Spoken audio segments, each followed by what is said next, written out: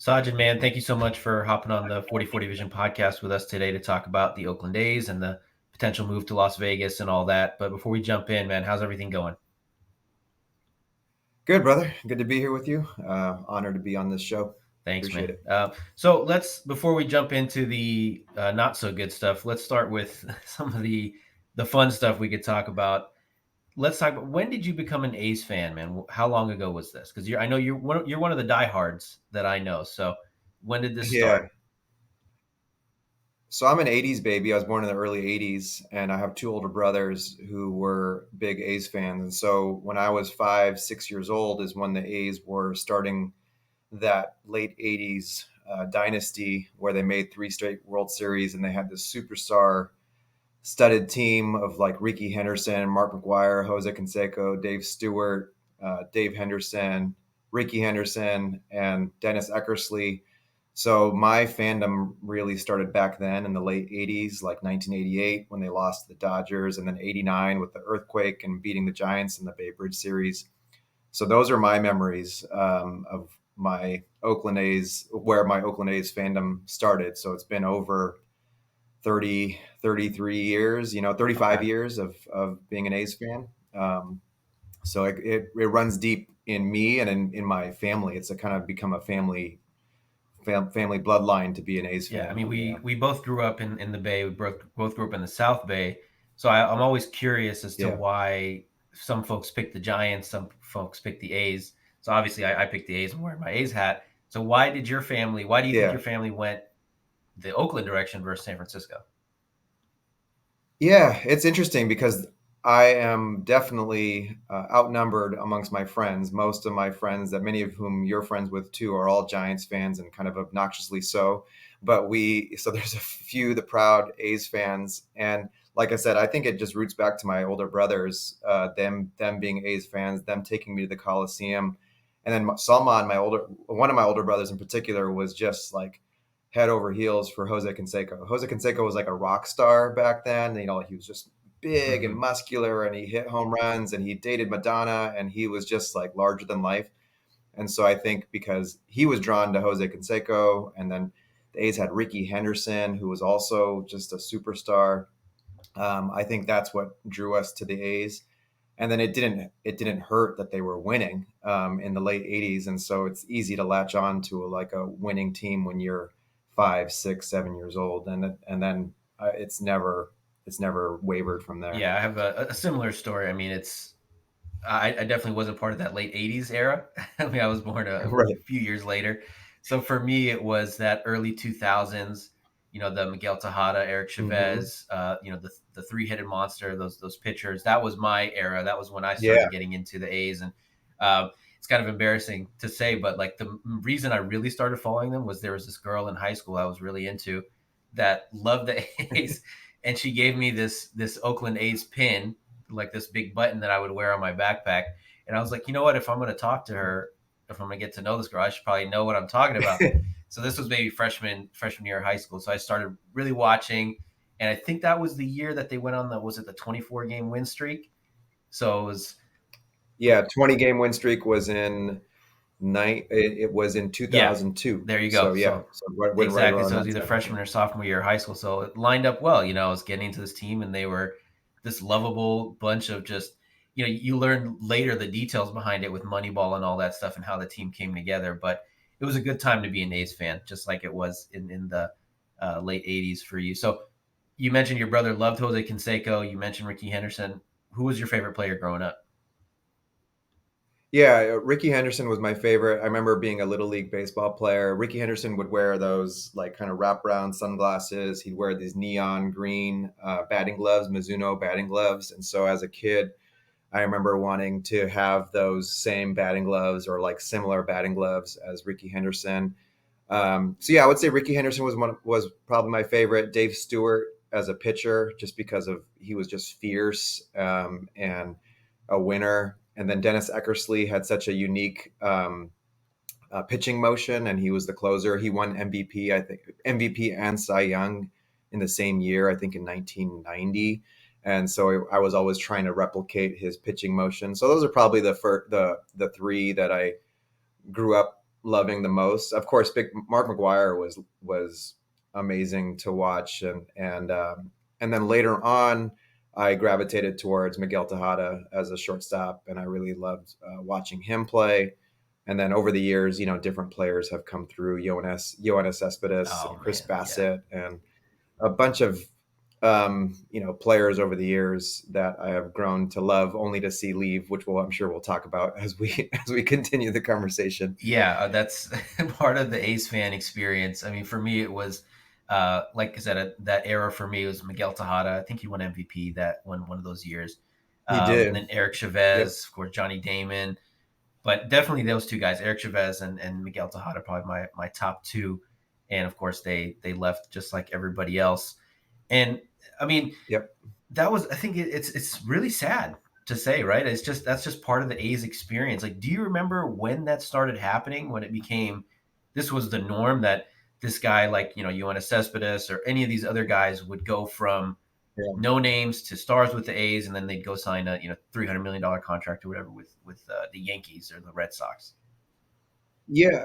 I mean, it wasn't the story in the late '80s, early '90s, because the A's were the one of the premier franchises. Like when you talk about NBA teams creating super teams now, like the A's were doing that. They were the ones acquiring, the big name players at the trade deadlines, or like Dave Parker was like a former MVP that the A's added as a DH, or Harold Baines, who's now a Hall of Famer, and then they got Dave Henderson, Ricky Henderson. This is all before your time, but these were premier superstar players that the A's were bringing in and keeping, and into the '90s. And then I think there was an ownership change in the late '90s, and so the A's kind of took a huge step back. And then they had this new era of winning, which is the era you came into, which is the late '90s, early 2000s. That And was so like the my first Moneyball era, memory, right? yeah, the Moneyball era, and my first memory of like the new reality of being an A's fan is when Jason Giambi left. Like that was so heartbreaking. Like the Jason Giambi was homegrown. He was drafted by the A's. He had so much swagger, and he was on the cover of Sports Illustrated, and he won MVP, and he was like our premier, steroid fueled hitter. He was like And our then Mark and McGuire, then like they our our late yeah, he '90s was Mark that McGuire. generation's Yeah, Mark McGuire.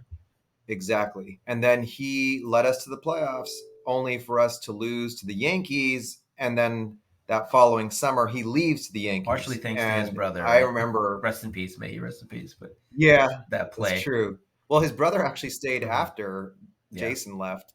Jeremy was still on the team. But he leaves the Yankees. And that was the first kind of big domino where it's like, wait, we can't afford, or we're not going to choose to keep our biggest name players, and we're going to kind of be in this money ball, play on the margins, shell game type baseball team, which was kind of cool because the A's were these lovable kind of underdogs, and they were always in it to win it. But it was hard because you just every year there was roster turnover, and you couldn't get used to any particular player being on the team the next year. Every person was subject to a trade or the possibility of leaving, and so you just got used to rooting for the whatever, what do they say, the name on the front of the jersey, not on the Mhm. back, Yeah, and you so captured it really well. Where you said it was kind of cool because, of course, it's the Moneyball era. You're like, oh, we're especially when I was younger, I didn't really understand why they were doing this, and that the fact that it was an ownership choice to be cheap. So it was almost like a yeah, badge of honor. Like, oh, we've got the bottom five payroll in the league, but we're still winning the AL West. Or I remember they would always be known for making these like deadline day moves, basically to bring in guys yeah, that were about to yep, expire, their contracts were going to expire, and they would ball out for us and of course leave. But it just became part of the experience. Like you fall in love with these guys. I think the last one for me that I really fell in love with was Yoenis Cespedes, where he was just, yeah. La Potencia, I think was his nickname, right? And he was just again this larger than life type figure. He looked like an NFL running back more than a baseball player, and he was just. And then he won the home run derby. So yeah, it just. I Yeah, think after that, I learned to let go a little more because there's just all these other guys before right. it, and it just the hits kept coming. Tejada goes to Baltimore. Johnny Damon goes to the Red Sox. I think Eric Chavez went to Arizona. There's just so many of them, and I think actually, you know what? Yeah, Eric Chavez was the one they actually Yeah. signed to a long-term deal, but then he unfortunately didn't. He kind of got injured during that time, and so it actually his he didn't really Hmm. pay off relative to his contract. But yeah, everyone else that you've mentioned eventually Yeah. left, and then it just became the norm for the team to always either be. They wouldn't even let guys go to free agency. They would trade them before they get to free agency in a way to like restock their system and turn one player into three or four, and they'd always take gambles on these old aging superstars. So they brought in like Mike Piazza, Hideki Matsui. If you remember, Frank Yeah, Thomas I do. came in, Yeah. and sometimes they'd hit Hmm. big. They hit big with Frank Thomas, but they would always take chances on like the old aging guy to see. Even they brought Jason Giambi back later to see if they could take like one last run, with this guy's talent. So yeah, it was interesting. But then we'll talk about it in a few minutes about what's changed Yeah. now. It's a different era now, even relative to those eras. The Moneyball It's era a is now new, it's a over, whole new era. and that's what's. I think what the one that really Yep. hurt me, another one that really was when Barry Zito went to the Giants. I thought, yeah, that one was tough, especially because he went to the Giants. I think more so than anything else. I know he Yep. didn't work out too well there, but he went. That was a tough Well, one. he won a World Series for them, True, true. or he helped them win a Yeah, World so it Series. worked out for Yep. him. So I wanted to ask you, what was your favorite moment that you witnessed live? It doesn't have to be, could be in person, could be just on TV. So which one do you recall from the glory days? Yeah.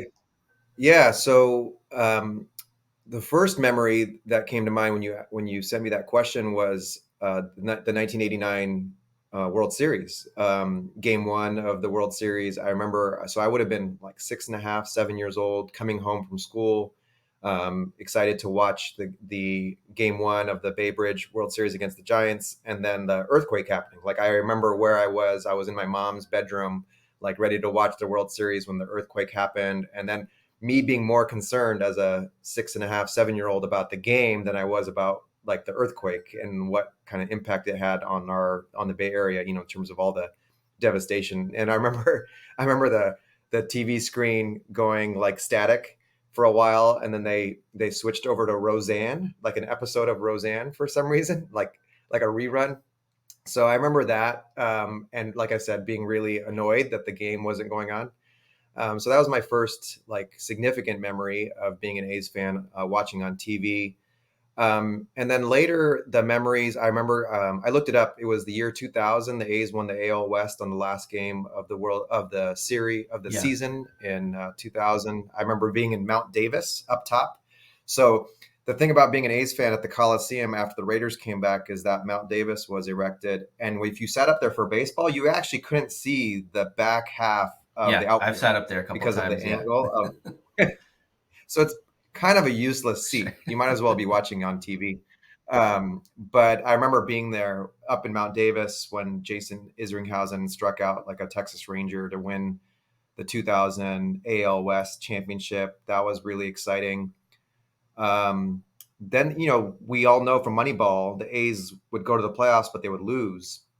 Um, but then in 2006, they made the playoffs and they beat the Minnesota Twins in the wild card round. That was exciting. Mark Kotze, who's now the A's manager, hit an inside the park home run against the Twins.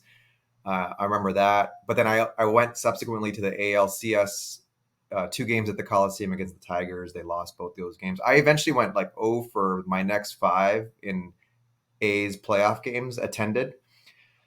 People would tell me not to go anymore, but I couldn't. I can't help myself sometimes. So those are some of the memories that come to mind. We have some mutual friends like Rehan Tahir and Farhan Dani. We once braved like I think an 18 inning game at the Coliseum, like that went till past midnight, like 12:30. The A's won. Jamal Weeks like hit a walk off. So that was another memory that comes to mind. So a lot of games at the Coliseum, a lot of fun times there. And then also lots of games watching at Yeah, yeah, home. I was a new dad in 2012 when they made that epic run and they won the AL West in the last 2 days of the season against the Rangers. And so I remember like holding Suleiman, our newborn, watching the A's like that all happening at once was pretty special. So Yeah, a lot of memories over the years. I mean, I think we have a lot of the same ones, at least in terms of TV. I didn't go to too many games growing up, but as I got a little bit older, I was able to go to more games. The 20 game win streak, that was one of my early memories as a oh fan. yeah. Of course, the playoff heartbreaks, and then I actually had my bachelor party at the Coliseum. Oh, So nice. we got like at, at the last yeah. dive bar, they call it, right? The This was Coliseum. 10 years ago, so it Yeah, wasn't quite so bad, but it was a, quote unquote luxury suite. And we got like, yeah, that's it was pretty awesome. cool. It was a lot of fun. We got a full spread. There was maybe 12 of us there. We had a good time. Watched, I think they beat the That's Tigers. dope. I want to say it was a walk-off game. So it was a lot of, it was exciting. And then I went to a playoff game later that year. I think it was against the Tigers. That was Cespedes, Hmm. not maybe not his last year, but the year before last. They ended up losing that Yeah, series, but it was a lot of fun just being there and being in yeah. that atmosphere. And of course, just the random games you would go and you just sit in the bleachers and you'd feel the vibes of the Coliseum. Uh, Hmm. do you remember what they were doing the Bernie Lean? Was that 2013? Do you remember the The Bernie Lean Bernie Lean, yeah, dance? that was like, yeah, 2013. Coco Yeah, Crisp was yeah. on the team. That was the team he was on. Yeah, 2012, 2013, Yeah, so 2014. that was Yeah, that was another so memory, just going to the games that year and everybody's doing the same dance. It was just like a lot of fun. It was a very true to like Oakland type vibe. And I think what yeah. makes the A's fan experience very unique was the Coliseum. I think it was the last, Hmm. shared usage NFL MLB stadium. What was your favorite thing, or maybe your least favorite thing about the Coliseum experience? It's a place that you love to hate, it's like, and it's like one of those places where no one else is allowed to talk shit about it, but we are, it's It's like our dump. Yeah. our home. Yeah, exactly, our dump.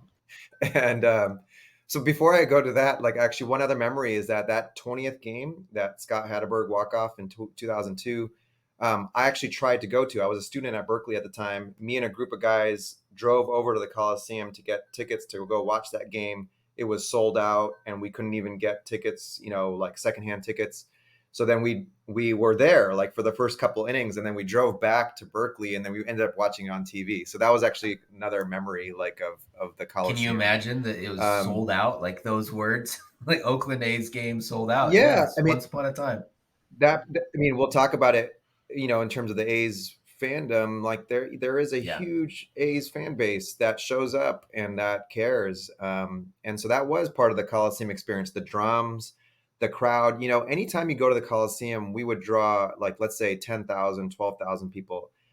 I will never, I will never, concede that those A's fans, 10,000 A's fans, were louder than 45,000 fans anywhere else, like at the Pac Bell Park or any other stadium. Like that was the experience of being an A's fan, like the "Let's Go Oakland" chants and sitting like with multiple seats around, but then it being so loud. Like even the players, I think, knew that there was like a fan base that was really locked into the games and the drums and the chants. Of course, coming on BART and walking on across the overpass, like buying a $5 T-shirt, and then coming into the Coliseum, getting your cheap cotton candy and like nachos or soda. RC Cola is the only place that I've seen it on tap. the RC So Cola those is are some just of the, perfect. yeah, It's just this I don't generic, see like, it anywhere yeah. else. Yeah, I don't think you can find it anywhere else. But that BART overpass, I mean, you talk to A's fans, you talk to Raiders fans, even Warriors fans. It's legendary. That BART overpass after a Yeah, win, it's just the most hype right. place. Everyone's chanting and singing, and Yeah, the t-shirts. I miss those t-shirts, man. I like at one point, yeah. like half my like pajamas rotation was just in gym rotation. It was just these $5 bootleg t-shirts. But what was your least favorite thing about the Coliseum? I think I can guess, but I mean, just how shitty it was. I mean, it's just a shitty place, and no one cared to do anything about it. Every year, it got exponentially worse, and the place was exactly the same. Like you could go there, in 2000, and the same seats are still there right now in 2023. Like the stained concrete, the Mount Davis is really ruined the Coliseum, honestly. Like, I know you're a Raiders fan, but Mount Davis really fucked up the place, because before it used to have like a view of the It Oakland was Hills and the sun picturesque. would It shine was in. beautiful. Yeah. Yeah. And even the format of the stadium, like the bleachers, was not all jagged and weird as it is now.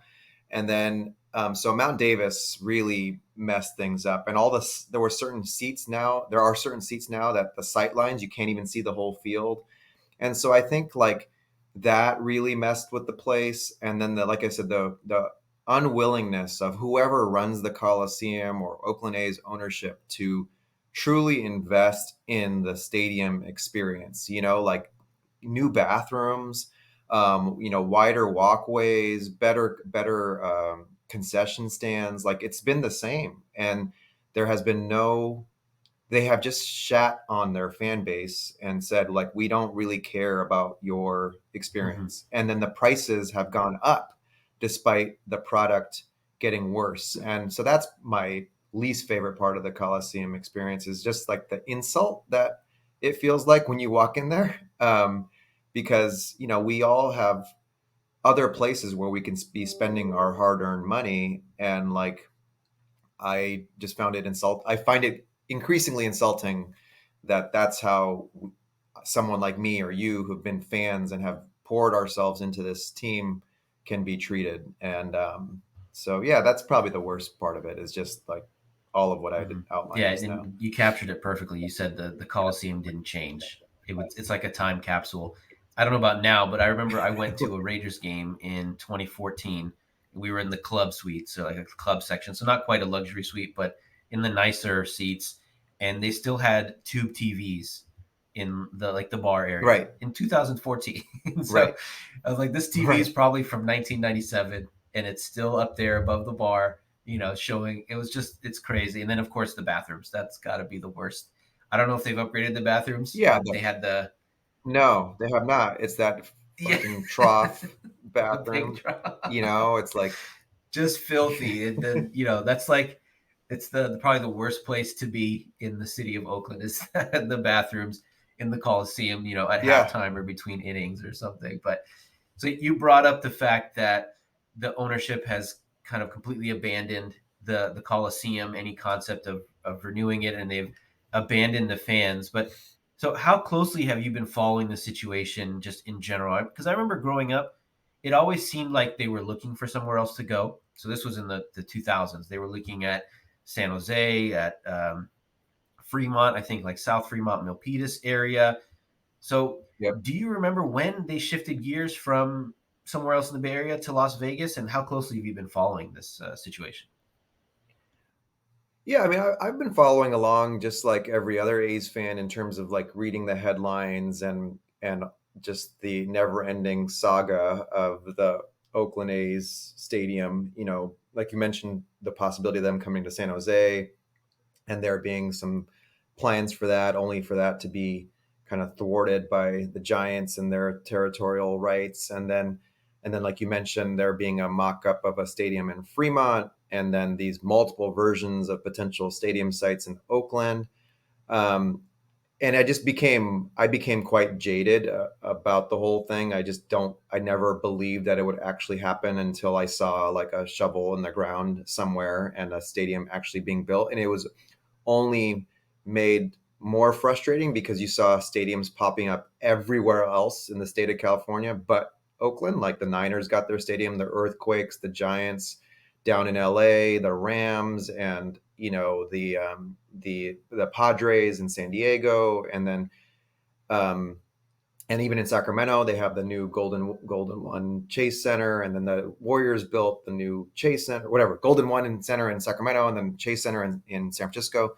So just like it just became really, I just stopped. I kind of ignored the headlines in many ways, but had actually took some comfort that the A's ownership seemed to be, invested in finding a site in Oakland. They had that whole campaign of rooted in Oakland, and they were going on promotional tours, talking about how invested they were in Oakland. So I actually believed that they were going to do something here. And then all of a sudden, this in the past several months, like you would hear murmurs about Vegas, but I didn't really believe them. And then now in the past several months, they've been so brazen and public about it. They're not even hiding their disdain for Oakland or their kind of appetite for Vegas. And what put me over the edge, and I think what prompted you to message me, was that they had the audacity to put it out on their own Instagram.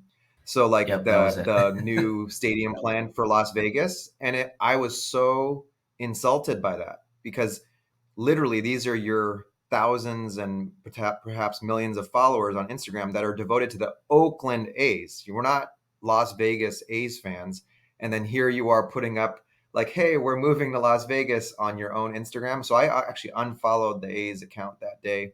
Um, and we'll talk about this in a second, but that was the first time where it became like real that the A's were not going to invest here in Oakland, and that whole rooted in Oakland, campaign was Yeah. bullshit. Um, And I think even on yeah, that, the whole rooted in Oakland thing, Mark Davis, the owner of the A's, he spoke about it, and he said that when the Raiders were trying to find a new home in Oakland, they were trying to work with the A's, but A's ownership was not interested. I think they were going to try to either renovate the Coliseum or do something where they would have another shared site, but the A's kind of stuck their nose up at the Raiders and said, no, we don't want to work with you. We're going to do our own thing.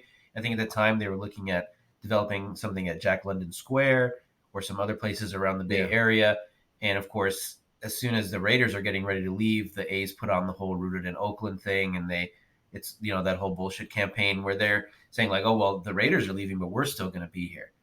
And I think yeah, even even if they're not the Oakland A's, as long as they're in California, I think as long as they're in the Bay Area, even Sacramento, I would have understood. yeah. Sacramento would You know, work. I'd be good with yeah, that. I mean, I think all the East Bay fans, like the deep East Bay fans, Walnut Creek, Dublin, like all those folks that come to Oakland, I think they maybe wouldn't be as excited about driving out to Sacramento, but I think they still would here and there, and I think you'd still maintain Yeah, some of that fan base. But of course, the decision to move to Las Vegas, and we're recording this on June 6th. I think there's some deadlines coming up with the stadium plan. It all just seems so helter skelter.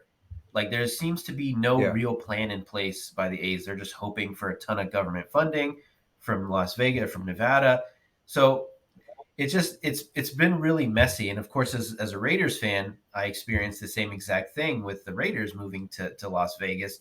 So I mean, when you look at this, who do you think takes the lion's share of the blame? I mean, is it ownership? Is it the city of Oakland? Is it kind of a partnership?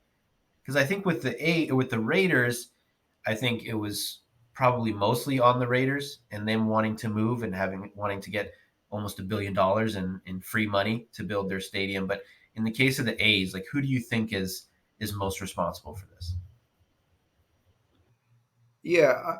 My I've lost trust in the A's ownership over the years, given everything that we've outlined and their unwillingness to really invest in the product on the field and then the stadium. And so, my blame goes towards the A's management and ownership. My I just believe that if there's a will, that when it comes to these stadiums, there's a way.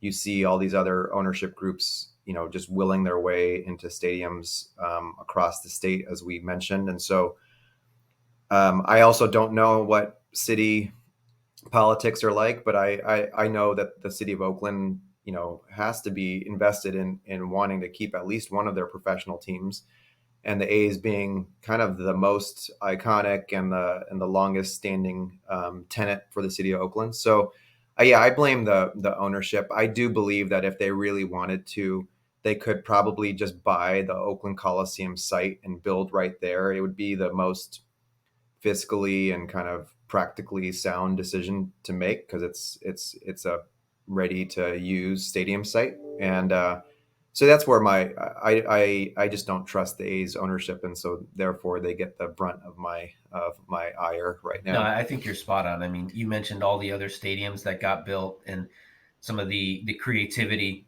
that was on display. Like the Warriors, they partnered with Mark Benioff and the city of San Francisco, which is like notorious for not allowing new development. Somehow they pushed it through. They spent a ton of their own money. They own that building, so they're gonna. That's basically like a cash cow now because they every date that's there, Yeah. every event that's there, they're making a ton of money. The Niners, I believe, they financed it through the sale of PSLs. So they were super creative. They didn't just ask for a ton of money from the city of Santa Clara. I mean, they've had their own issues with the city there, but they were still able to push it through. And there's so many other examples. Yeah. I'm not sure. I think the Giants did something similar where they financed it themselves and worked with the city. So I know the city of Oakland, like you said, they are involved in it, and city politics are always messy, but they have other priorities. I'm sure they want to keep the A's. I'm sure they want to keep this prestigious name and the franchise and the money that comes in, but not at the expense of other priorities in the city. So, and these Right. guys are billionaires, the owners. If they wanted to build it, it doesn't even have to be on that site. You don't need a big footprint for a baseball stadium. It's not a seventy Yeah. thousand seat NFL arena or whatever. It's a much smaller footprint. You can figure it out. They just don't want to, and like you said, they're insulting the fans by doing so. And I mean, what has changed in the way that the team has been built? Because we talked about early in the Moneyball days, they were still being competitive, even though they had a smaller payroll. Yeah. It seemed like they were still interested in being competitive. Because I'm looking at the list of the MLB payrolls. They're at 60 million, which is bottom of the league by about 10, 15 million. But even the teams around them are still competitive. Like the Rays are near the bottom, the Yeah. Orioles, they're still close to the top of the AL. I think the Rays are leading the AL. So what changed? What did they do in the last couple of years where they just stopped being competitive? It's the movie Major League come to life, because yeah, every time. So we talked about all the players, especially like the post 2000 players that the A's have traded or let go. So you talked about Yoenis Cespedes, and there have been other guys that they have traded only to bring back like 3, 4 pieces of talent that were major league ready, that then made their team, they gave their team more depth and actually made them better in some ways. And you can always see the intention behind their trades. Like you can say, oh, they traded their best player, but they're still trying to compete. Whereas this last cycle, so the 2 years ago, actually, what is it? The pandemic year, 2020, they made the playoffs. They beat the White Sox in the first round of the playoffs. They had a team of Matt Chapman, Matt Olson, Sean Murphy, Chris Bassett, Sean Manaea, and the list goes on. And that was a competitive team, a young team. It was going to get increasingly expensive, but they were going to become increasingly good. All those guys are still, you know, arguably, all-star type players in the league right now. They made one more run in 2021. They fell a little short of the playoffs, and then they decided to just pull the plug. And they traded every one of those players. They let Bob Melvin go as a manager, who was the all-time winningest manager in Oakland A's history. And they did not seem to be interested in being competitive. Like they traded for a bunch of single A pitchers and minor league players, some of whom were not even highly ranked. So it didn't even seem like they were being competitive in who they were seeking out in trade packages.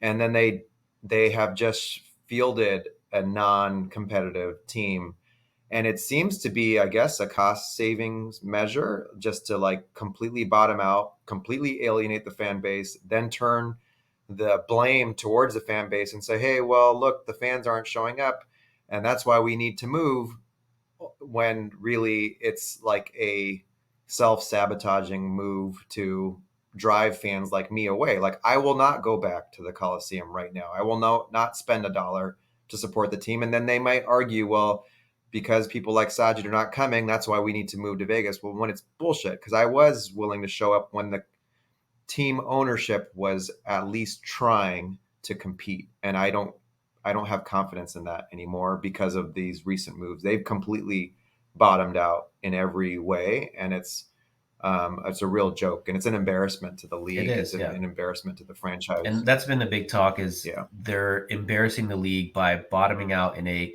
pretty historically unprecedented way. I looked this up. I'll share a couple stats with you, but it's just it's been so embarrassing for MLB that they're letting this happen, and at the same time, they're talking about handing them basically a free pass to Las Vegas, where they can rebuild and Right. likely be competitive because they'll actually be spending.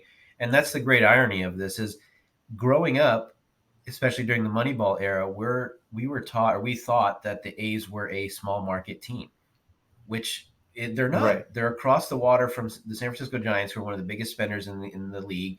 And this is not a small market. This is not Kansas City or Tampa or something like that. This is one of the wealthiest areas in the country with probably more, millionaires and billionaires per capita than like anywhere else in America, Yeah. outside of maybe DC. So it's just they're purposely competing with one hand tied behind their back, and but they were still competitive, which, like you said, that's why people like you, people like me, were still showing up. We kind of knew like, oh, they're a small market team, but not really. But at least they're trying and they're competitive and they're fun and all Yeah. that. And they have these young players that are always exciting. But this is the way that they've gone, or the way that they've constructed this roster, and the way that, like I said, is historically unprecedented. This losing. So, according to the site I looked up, it's called Champs or Chumps. The A's are currently having the third worst season of all time in terms of winning percentage. Okay. So that's, I mean, it's not, Yeah. total games, because I think it's been 60 games and they're 12-50. So the Right. worst team is the Cleveland Spiders in 1899 that went 20 and 134. Team doesn't exist anymore. The Pittsburgh Alleghenies, which I think became the Pirates, went 23 and 113 in 1890.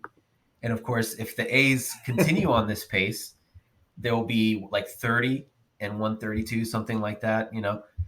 Jesus, that's Yeah, they wild. will have the fourth worst record of all time behind the St. Louis Browns in 1897. So if you look at this, and I don't see them winning more than, I don't know, 30, 40 games, they will reach a level of historic ineptitude that we haven't seen in like 120 years, 130 years. Yeah. And it just speaks to, like you said, it's the plot of Major League come to life. It's these owners just completely shitting on the fans, and I think it's kind of working because people are talking about. I feel like in the national media, I feel like they're talking about, oh, look how empty the stands are. Why aren't people Right. showing up? Right. I know there's a lot of Yeah. like underground fan movements of people trying to show up to games wearing Cell T-shirts and things like that. So, I mean, do you think that the tide is turning in the national conversation a little bit to expose what's happening there? I mean, yeah, just in terms of my Instagram, Twitter feed, and some of the national major league writers out there, they're definitely been taking to their platforms and have been exposing the embarrassment that is the A's ownership and management right now, and really pointing the finger at them as opposed to the fan base or the lack of resources, purported resources in the Bay Area. So yeah, I do sense that it's changing because especially if you listen to like a show like PTI with Tony Kornheiser and Michael Wilbon, those guys are like old school baseball sports writers, and they know exactly about the historical importance of a team like the A's, like from the 70s into the 80s into the 90s. And then so they even talk about on their show how embarrassing the A's have become. And it's important because of how high the A's have been historically. So yeah, I do think the tide is turning. I'm not completely out on the possibility of the tides shifting and Major League Baseball or public opinion forcing the A's management to sell the team to a local ownership group that may or may not include like Joe Lacob or someone like that from the Warriors, and then the A's actually ultimately staying here in Oakland for one of the reasons that you described, which is, look, Oakland is a cash cow. Like all the young millionaires and professionals, they don't necessarily even want to live in the city. They want to go live in Oakland. Like Oakland is like the kind of the hipper place to be. There's so much money in the East Bay. There's so much money in the Bay. It would be kind of unwise, I think, long term for a team to leave Oakland. And whereas it would be a really significant investment for an ownership group to keep the team here and really invest in the fan base here. I mean, yeah, I understand the appeal of Las Vegas as a media market. It's growing like crazy. They got a, a hockey team in the Stanley Cup Finals. The Raiders are there. They have a WNBA team, etc. But it's hard to understand the thought process behind leaving behind Oakland and everything that you talked about with the money here and all the money in the East Bay, and it's just it boggles the mind really to see that thought process play out. So I want to talk about a Yeah. couple hypothetical scenarios. So I think you said you're completely out on the A's, but you might be tempted to come back in. So if this current ownership group, this Las Vegas thing doesn't work out, and they stay in the Bay Area, for if they open a new stadium, whatever. I know it's unlikely at this point, but would you come back to the A's in that scenario? Yeah, I'm. It's like a bit of a like a. Well, I don't. It's they're in my bloodlines, and it's like I said, it's a family tradition for us to be A's fans. From it's been passed down to me from my brothers, down to my younger sister, and then to my boys. We're an A's family. And so I want to be an A's fan. I want to be able to come home and watch A's games. I want to spend like Saturday and Sunday afternoons at a A's game, not the Coliseum. And I want to be able to sit in the sun and enjoy baseball. Like I miss that this year. Like, but I won't. I also have a certain level of pride, and that's why and self respect, which is why I'm not, watching the games or going to games this season. But if the tides shift, I definitely would come back, and I would put my many A's hats back on, and go out to hopefully a new stadium, um, and sit in the sun and spend my money and eat some cotton candy and watch some ball. Yeah, like it would make me so happy to be able to do that and to share that with my boys and family. Yeah, without a So doubt. then the other scenario, if they end up in Las Vegas and they become the Las Vegas A's, are you still an A's fan? Do you pick another team or do you just back up? I don't think I'm an A's fan. I mean, of course, I'll watch with curiosity from a distance. But I just, like I said, I have a modicum of self-respect and pride, and I just feel so insulted. I like we've talked about. I've been an A's fan for 35 years, and poured of my heart and my wallet into this team and into the franchise, and for them to completely turn their back on me and so many others like me, I don't think that I would be able to kind of withstand that. And so, no, I don't think I'd stay an A's fan. Of course, they'll still hold like a special place in my heart, but I don't not under the current ownership group, and not if they're playing somewhere else, like Mm-hmm. especially out of Yeah, state. yeah. I mean, I'm a Raiders fan, so I can sympathize with both aspects of that. I think it's just a little bit different with the Raiders, right? They are an Yeah, Oakland team, but I mean, they started in Oakland, but they were in LA, then they came back, and they left. It's not as deeply rooted. right. I mean, we could talk about rooted in Oakland and how much that campaign was BS, but the thought behind it is solid, right? The idea behind it of this Yeah, is the Oakland team. Even the Warriors, right? They were in SF, then they came to Oakland, and they went back. So the A's have been there since what, the early '70s, early '60s, something like that. late Yeah, so 60s. late Yeah, '60s, about yep. when the Raiders were founded. So they've been there for so long, and just to turn your back on all that legacy and heritage is really upsetting. But I can understand why you would not root for them, but I would also understand why someone would still root for them. But like for the Raiders, it's like Yeah, their brand is the Raiders. It doesn't matter where they are. They could be in right. San Antonio, like they talked about at some point. They could be in Sacramento. They'd still be the Raiders. But for the A's, it's Oakland first, and that's the thing. Yeah.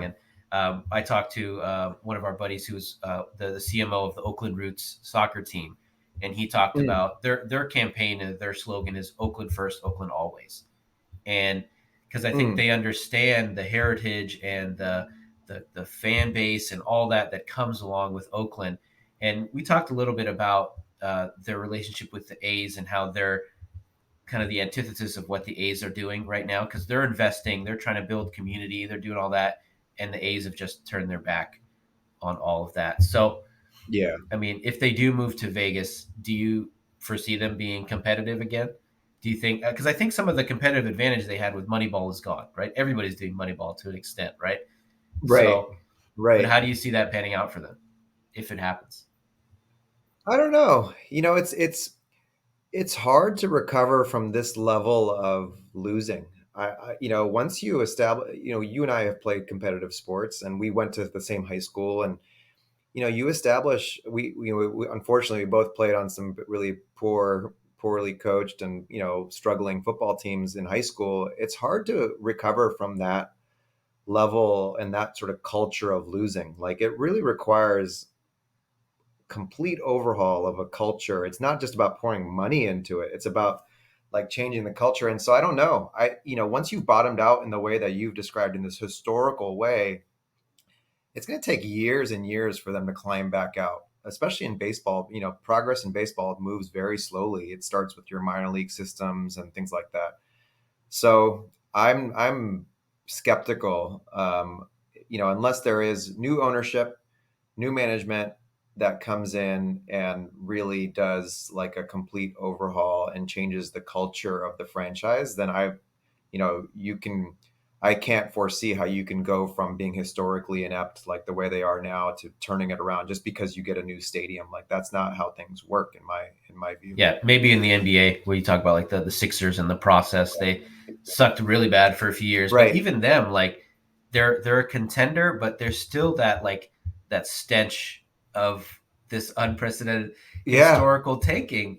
That's still Yep. hanging over the team. I mean, maybe now with the new head coach and That's stuff, right. but yeah, it's still there. It's lingering. The odor, Yeah. it's dissipating a little bit because there's always in the playoffs they're like a top 3, 4 seed, but it's still there and it doesn't Yeah. go away. And of course, baseball is a much different sport when it comes to that. So The flip side is the Astros, Houston Astros, cheating scandal aside, they did bottom out for several years, if you remember, and they got a bunch of top 10 picks that became like Alex Bregman and Carlos Correa, and they hit on all these guys, and then they have become one of the premier franchises. And so, there is that scenario. But the Sixers came to mind is that there seems to be a ceiling to who the Sixers are based, and it just kind of, and maybe it's that losing culture that that kind of ran through them for so many years. So we'll see what comes of the A's.